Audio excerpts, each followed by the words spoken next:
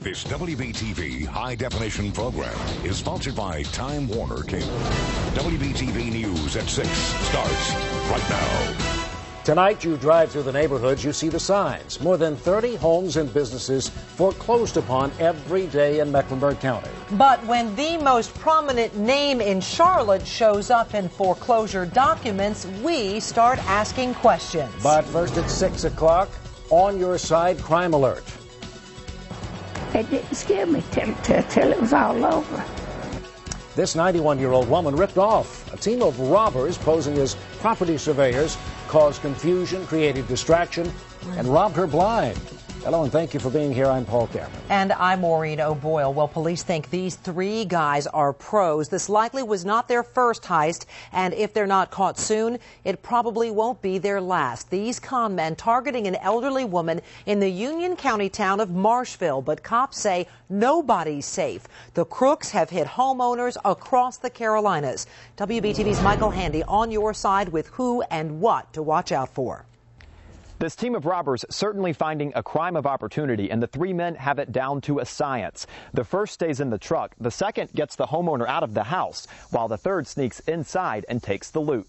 I was sitting here peeling the apples to dry. 91-year-old Edna Thomas, one of the sweetest ladies you could ever meet, someone you'd like to think nobody would take advantage of. He's a young man. He just kept talking about his grandma, and he kept talking. He says, "Can you show me where the stakes are?"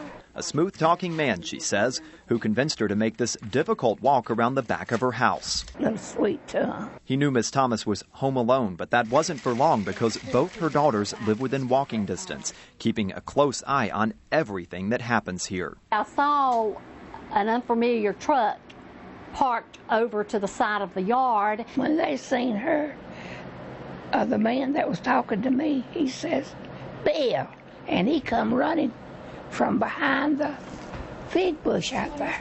Little did they know, Bill already had been inside the house, finding this well-hidden purse beneath the sewing machine. He got part of my Social Security. That was about $100. They got the little snap pocketbook with a $2 bill in. I'd been carrying a long time. To do that to anybody, but to do it to my mother, who's 91, it's just very, very sad that someone would stoop to that level. The pickup truck parked right here was a newer model silver GMC with a tag number N7658. If you know anything about this crime, call Union County Sheriff's Office at 704-283-3789. In Marshville, Michael Handy, WBTV, on your side. Just horrible. Sheriff's investigators also checking to see if these three men have pulled the same kind of robbery in other parts of the Carolinas. In fact, they're believed to have been involved in a similar crime as far away as Myrtle Beach.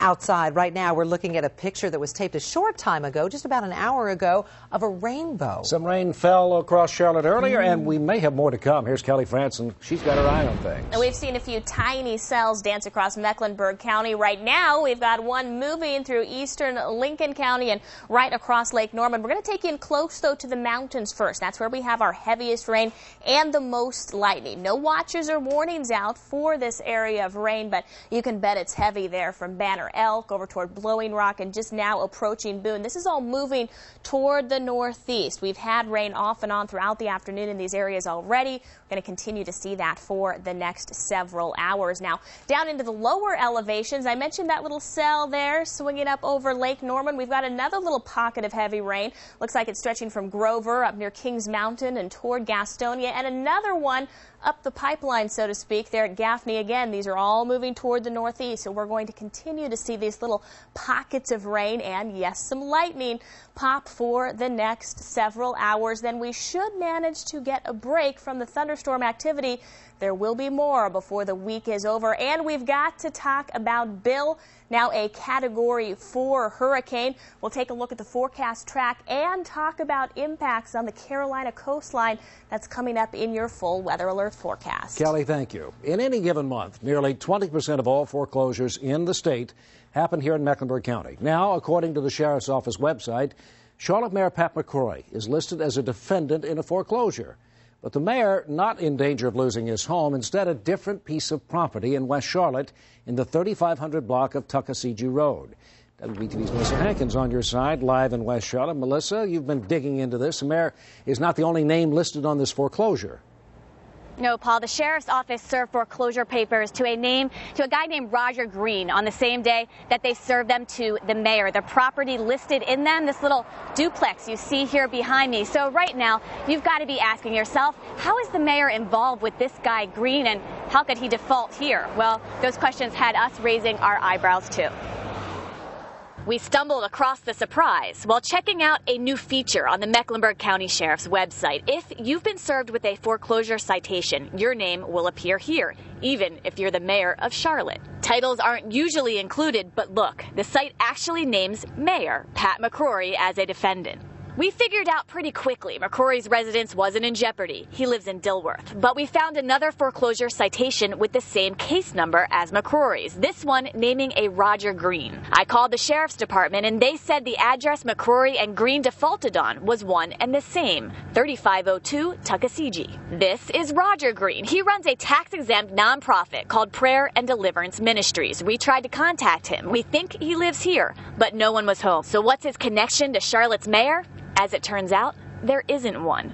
A city attorney told me the whole thing was a mistake. The mayor never should have been named in this, and so it was a mistake, and they actually dismissed the lawsuit. The mistake apparently on the part of the mortgage company's lawyers. They should have named the city of Charlotte instead of the mayor. So why would the city be named in a foreclosure here? Because of a sidewalk easement. Green's property line actually extends to here, but the city of Charlotte owns the property on it. That apparently enough to get them involved and enough to launch this little mystery. In Charlotte, I'm Melissa Hankins, WBTV, on your side. And you cleared it up for us, Melissa. Thank you. It's been a real head-scratcher since we saw his name. Now, obviously, the city won't fight the foreclosure, but the sidewalk, it's not going to move either. The city can take a small piece of your property and put down a sidewalk with no consequence. The only price they pay in this case is being listed on foreclosure papers. Well, this uptown eyesore has a new owner tonight. The vacant 21-story park condo tower now belongs to Florida-based Small Brothers LLC. That company bought it at auction for an undisclosed amount of money. Small Brothers becomes the building's third owner. The park condo is about 70% complete, but construction crews haven't touched it in more than a year and a half. The new owners say they will finish the project and have already hired workers. Nearly 100 unpaid workers in Monroe finally collect a paycheck. We were at a protest here Monday at Stalling Salvage. All these people say they went a month without getting paid. The owner called in the cops, had them stand guard there, but today he paid up. He paid everyone what they were owed, a total of nearly $40,000. Up next at 6, a problem solver investigation. The victims of a personal disaster. Their home destroyed, remaining possessions hauled away, and someone tried to make money off their misfortune. The problem solvers go to work next at WBTV News on your side at 6 o'clock.